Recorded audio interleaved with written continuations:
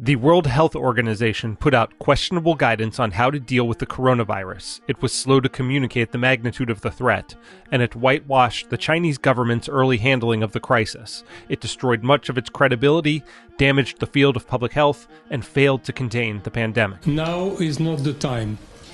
That's a bit too early to consider that this event is a public health emergency of international concern. WHO's response in part stems from its overly deferential stance towards China, which is its second biggest contributor among 194 member states. A phenomenal collective action and cooperation by the people of China to this response. We would have seen many more cases outside China by now if it were not for the government's efforts to protect their own people and the people of the world. The Chinese government is to be congratulated for the extraordinary measures it has taken to contain the outbreak. WHO whitewashed the authoritarian government's overall record. It praised China for releasing the virus's genome while neglecting to mention that it took them at least 17 days to do so. It didn't report human-to-human transmission until late January, even though Chinese doctors suspected it at least a month earlier. Although the extreme lockdown of Wuhan likely did save thousands of lives, WHO scientists weren't allowed into Wuhan until 3 weeks after the outbreak first came to light. Meanwhile, the WHO praised the Chinese for their openness. China took action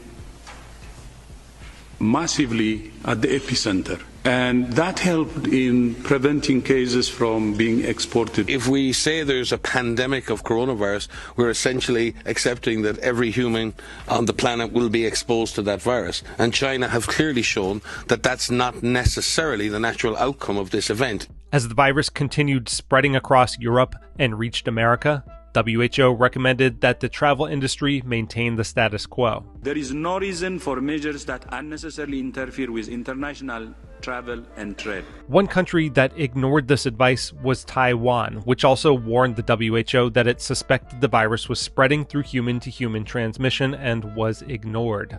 Taiwan, which has one of the lowest rates of known COVID infections per capita among countries impacted by the virus, was prevented from joining the WHO as a member country in 2015 by China, which refuses to acknowledge its independence. In late March, World Health Organization epidemiologist Bruce Aylward declined to answer a Hong Kong reporter's question about Taiwan, or even acknowledge its existence. Would the WHO consider Taiwan's membership?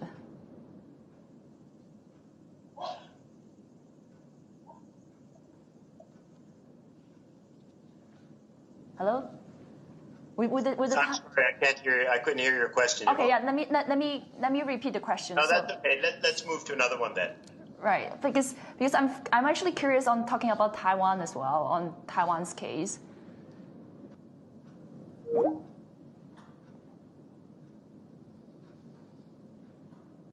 We decided to give Dr. Aylward another call to follow up.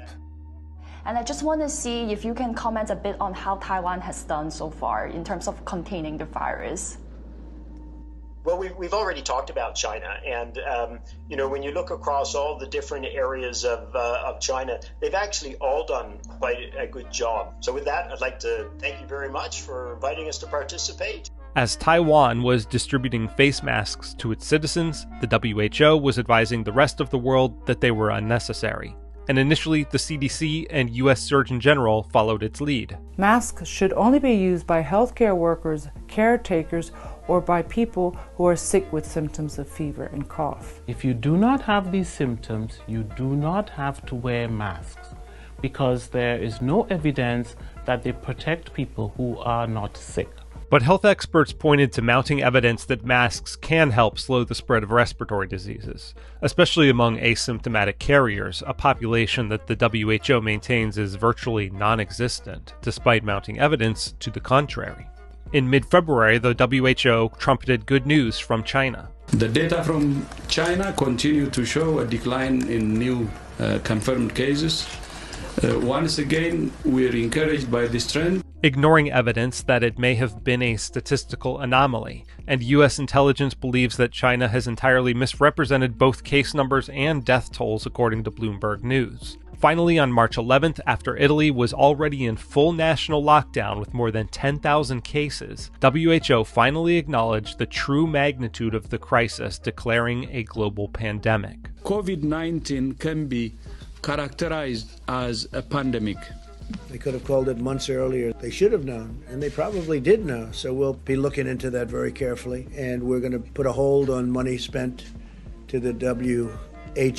Donald Trump and other world leaders aren't absolved for their failures by the WHO's bungling of this crisis. But it's important to remember that if the World Health Organization had done its job, the nightmare we're living through might not have happened at all.